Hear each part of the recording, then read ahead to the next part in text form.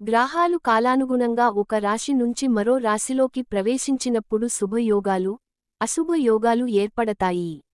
న్యాయదేవుడు శని మనం చేసే పనులను బట్టి ఫలితాలను ఇస్తాడు. మంచి పనులకు మంచి ఫలితాలను, చెడ్డ పనులకు చెడు ఫలితాలను తప్పక ఎదుర్కోవాలి. గ్రహాల స్థానాన్ని బట్టి మన జీవితంలో అనేక మార్పులు చోటు చేసుకుంటాయి. కేవలం కెరియర్ పరంగానే కాకుండా డబ్బు, సంతోషం ఇవన్నీ కూడా గ్రహాల ఆధారంగా జరుగుతాయి. ప్రస్తుతం శని మీన రాశిలో సంచారం చేస్తున్నాడు. శుక్రుడు మిథున రాశిలో ఉన్నాడు. ఆగస్టు 26న ఉదయం 6 గంటల 23 నిమిషాలుకి శుక్రుడు, శని 120 డిగ్రీల కోణంలో ఉంటారు. దీంతో నవపంచమ రాజయోగం ఏర్పడుతుంది. ఈ రాజయోగం ద్వాదశ రాశుల వారిపై ప్రభావం చూపించినప్పటికీ, కొన్ని రాశుల వారికి మంచి ఫలితాలు ఎదురవుతాయి. అదే విధంగా, శుక్రుడు కర్కాటక రాశిలోకి ప్రవేశించినప్పుడు బుధుడితో లక్ష్మీనారాయణ రాజయోగం ఏర్పడుతుంది.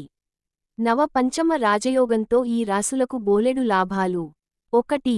మేషరాశి. మేషరాశి వారికి నవపంచమ రాజయోగం మంచి ఫలితాలను తీసుకువస్తుంది.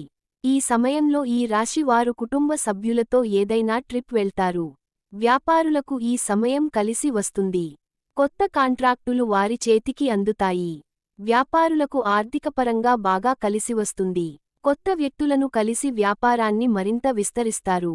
ఆరోగ్యం కూడా బాగుంటుంది. ఆర్థికపరంగా కూడా కలిసి వస్తుంది. 2. సింహరాశి. సింహరాశి వారికి నవపంచమ రాజయోగం మంచి ఫలితాలను అందిస్తుంది. ఈ సమయంలో సింహరాశి వారు సంతోషంగా ఉంటారు. పోటీ పరీక్షలకు ప్రిపేర్ అవుతున్న వారు శుభవార్తలు వింటారు. కష్టానికి తగ్గ ఫలితం ఉంటుంది. ప్రేమ, పెళ్లికి సంబంధించిన విషయాల్లో కూడా సమస్యలు తొలగిపోతాయి. 3. మీనరాశి. మీనరాశి వారికి ఈ సమయం బాగుంటుంది. మిమ్మల్ని ఇష్టపడే వ్యక్తులు మీకు సహాయం చేస్తారు. కొత్త అవకాశాలు వస్తాయి.